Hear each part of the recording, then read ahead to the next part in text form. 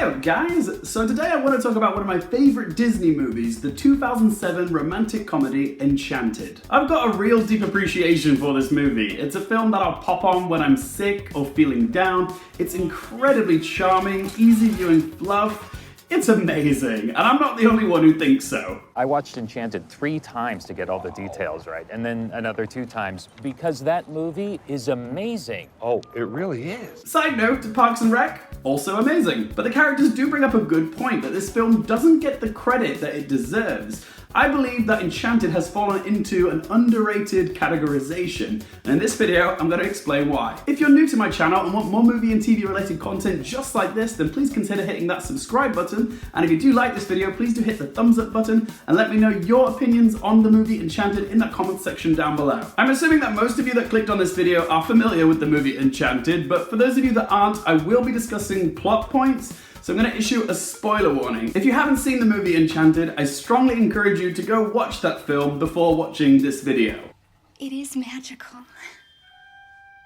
So a quick synopsis, Enchanted was released in 2007 and was directed by Kevin Lima. Our story begins in the magical 2D animated land of Andalasia. Our protagonist is a young, relentlessly optimistic woman called Giselle, voiced by Amy Adams, who longs for the day her true love will come along and make her life complete. While singing a song about true love's kiss, she is attacked by a troll and then rescued by the dashing Prince Edward, who's voiced by James Marsden, who also just happens to be the heir to the throne of Andalasia. Having known each other for a grand total of 30 seconds, they decide to get married the very next day because love at first sight, they harmonize perfectly as a duet, yada yada yada, solid foundations for a marriage. However, Edward's stepmother, the evil Queen Nerissa, voiced by Susan Sarandon, doesn't want to give up her position of power just yet, so she goes incognito, pushes Giselle down this magical well to a place where there are no happily ever afters. And poof, Giselle lands in modern day live action New York in the real life body of Amy Adams. She meets divorce attorney Robert, played by Patrick Dempsey, and his daughter Morgan, played by Rachel Covey, who take Giselle in until her prince comes along to rescue her. This being an animated crossover into live action, there's a real bleeding of these two worlds together. Giselle brings a little bit of magic into Robert's world, but the more time that Giselle spends in New York,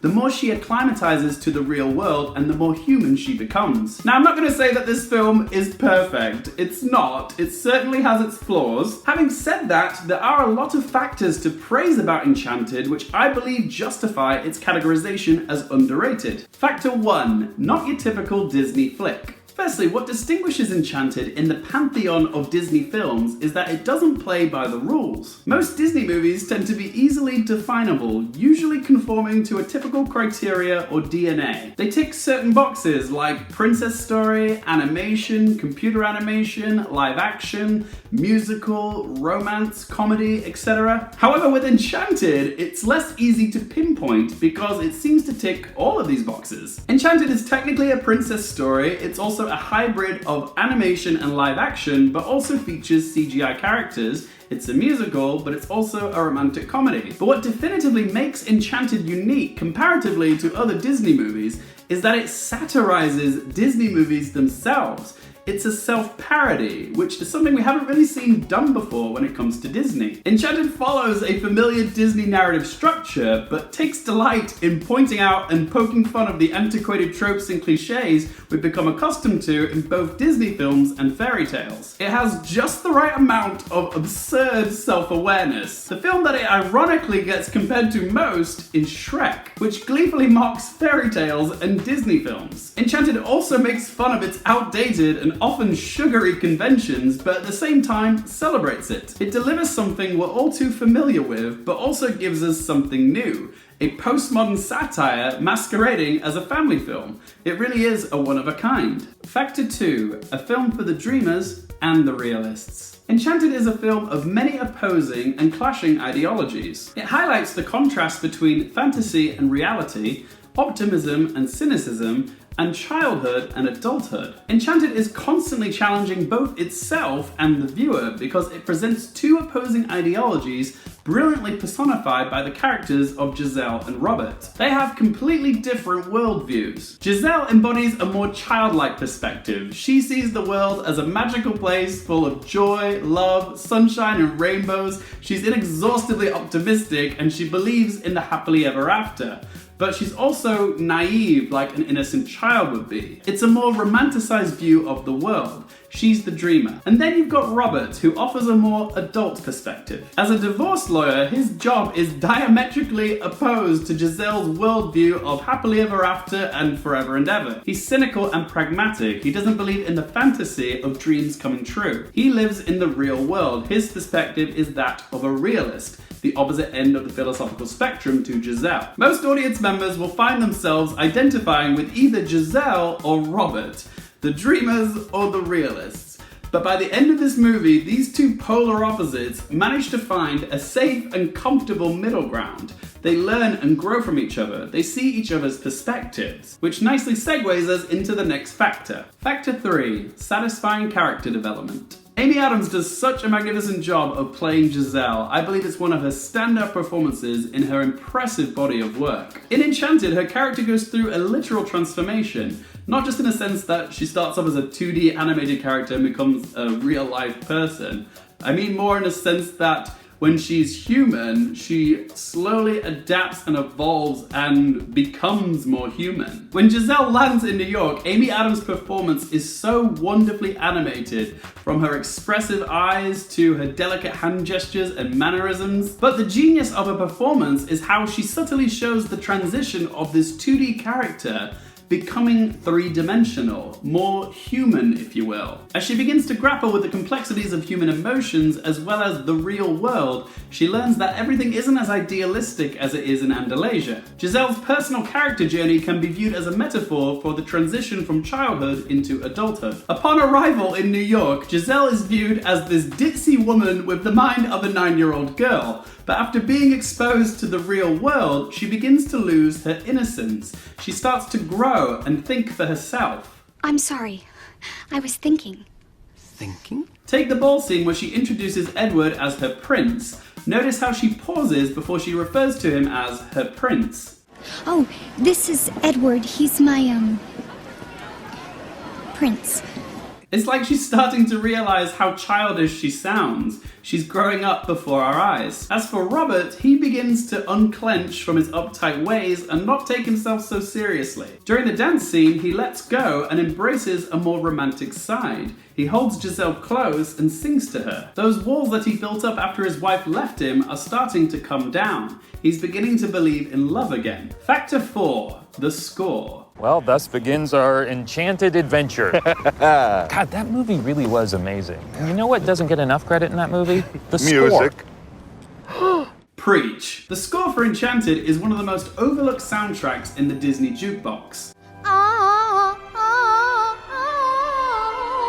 Composed by Alan Menken and lyrics by Stephen Schwartz, two of Disney's biggest musical heavy hitters, Menken has composed the scores for The Little Mermaid, Beauty and the Beast, and Aladdin, and Stephen Schwartz has written the lyrics for The Hunchback of Notre Dame, as well as non-Disney movie The Prince of Egypt. Both Menken and Schwartz have won multiple Oscars, even winning together for their work on the Pocahontas soundtrack. And together they produced an incredible selection of songs for Enchanted. These songs are of the same caliber of the Disney Renaissance movies of the 90s, which Menken and Schwartz were big contributors of. The quality of these songs is self-evident. They're catchy, sprightly, familiar, and hit high emotional crescendos. There may only be 5 songs here, but they're so consistent and expertly produced, there isn't a single dud in this soundtrack, and 3 out of the 5 songs got nominated for Best Song at the Oscars. None of them won. They lost out to Falling Slowly from the movie Once.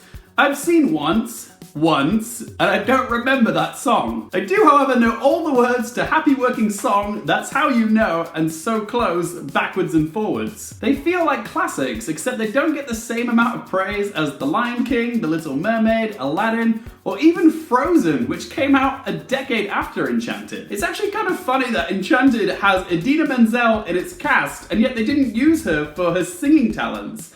But with the Enchanted sequel, Disenchanted, in the pipeline, I wonder if Disney will capitalize on Idina Menzel's Frozen popularity and bring her character back so that she can sing in this film as well. Is that something that you guys want to see in the Enchanted sequel, Disenchanted? Whatever your opinion is, pop it in the comment section down below. Factor 5. It's smarter than it looks. On the surface, Enchanted might appear like a typical Disney film. Ultimately, it's about a princess waiting for her prince to rescue her from a strange land, but Enchanted is a deceptively smart film. As this is a self-aware satire, it's actually providing a commentary on Disney films. It deconstructs and makes fun of the fairy tale mythos, all the while being a celebration of previous Disney movies that have come before it. It uses nostalgia to its advantage with numerous nods to previous Disney films. From Giselle cleaning the floors and losing her shoe at the ball like Cinderella, to the old hag and the poisoned apple from Snow White, to the chandelier shot in the ballroom mirroring the dance from Beauty and the Beast. Are there any other nods to other Disney movies in Enchanted that you love? Wherever they are, pop it in the comment section down below. Enchanted is packed with other references to Disney movies, but even if you don't pick up on every single reference, there is a subconscious reminder that you have seen this somewhere before. But while Enchanted borrows from the Disney catalogue, it still feels original because of its unique premise of crossing over from animation into live action. That had never been done before. The fact that this is a self-parody, mocking the roots of where it came from, is both playful and intelligent. It has something to say about how society has evolved, gender roles have evolved, and with the variety of cinematic techniques used to make this film, how filmmaking itself has evolved. As mentioned previously, Giselle's journey can be viewed as a metaphor for the transition from childhood into adulthood, the loss of innocence, as well as gaining independence. Her transition into becoming more human is no more evident than the ballroom scene. Notice how everyone but Giselle is wearing a fancy period costume, whereas Giselle is wearing a dress that's more modern. A ball couldn't be more of a fairy tale setting, but here Giselle has stepped away from the fairy tale fantasy and entered the real world, which is reflected in her choice of dress. It's a very smart and subtle way of conveying the transformation. There are other clever little hints, like Giselle's mannequin of her true love resembles Robert's costume from the ball, hinting that he was her destiny to begin with and not Edward. The film's opening and finale are also parallels of each other, except the finale is inverted with the switching of the gender roles. In the beginning, Giselle is the one that needs rescuing, but in the finale, she is the hero. It's a full circle moment for Giselle and the story, and it bookends the whole film. Factor 6. The message. Would it even be a Disney movie without an ooey gooey message at the center? Enchanted is an inspiringly joyful movie. Giselle is such a role model in so many ways. She's innately kind, optimistic, generous, polite, grateful, trusting, she cares for others, she sees the beauty in the world, and she also sees the best in everybody. Arguably, she presents an impossible standard for us all to live up to, but we can all stand to be a little bit more like her. As we see from Giselle, when you put out love and positivity into the world, it has a ripple effect on others. But there's also a lovely message for young viewers to take away from Enchanted. While we may have grown up loving these animated Disney films of swooning romance and adventure, the real world often isn't as idealistic or straightforward as these Disney movies we consumed as kids would have us believe. It's more complicated than that. What is this awful place? Why is everything so difficult? The sad truth is that not all love lasts forever and ever.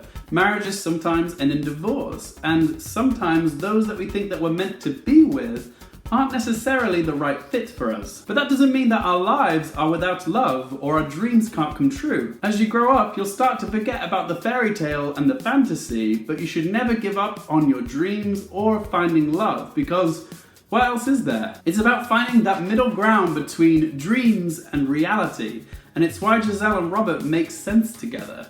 She's the dreamer and he's the realist. She elevates him, but he anchors her. They balance each other out. So in life, see the world for what it is, but don't let go of dreams and love. Conclusion. When it comes to Disney movies, everyone has their own opinion on what takes the title for most underrated.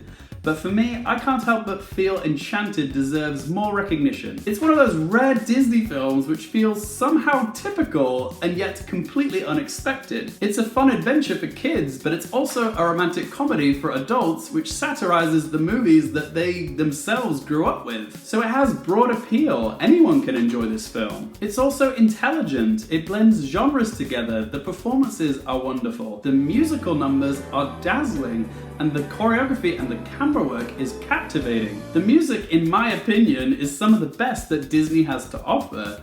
It's the music which brings the classic Disney animated magic into the real world of New York. You can feel it, it's right there on the screen. It really does find the intersection of animated classics and live action. It marries the old with the new by having it cross over from animation into live action. It's what makes Enchanted so unique. It's a spoof of a fairy tale, and there's no other film in the Disney catalogue quite like it. And that's why I believe that Enchanted is underrated. But as always guys, this is just one bloke's opinion. I want to hear from you guys. What do you think of Enchanted? Do you think it's underrated? Do you agree with me? Do you disagree? Were there any other factors I might not have mentioned? And what other Disney movies do you think are underrated? If you guys enjoyed this video, please help me out by hitting that like button. If you want to follow me on Twitter or Instagram, all in the video description down below. And if you guys want more movie and TV content just like this, don't forget to click subscribe. And as always, thank you guys so much for watching. For more things related to movies, TV, and popcorn culture, I'm Luke Airfield, and I'll see you next time.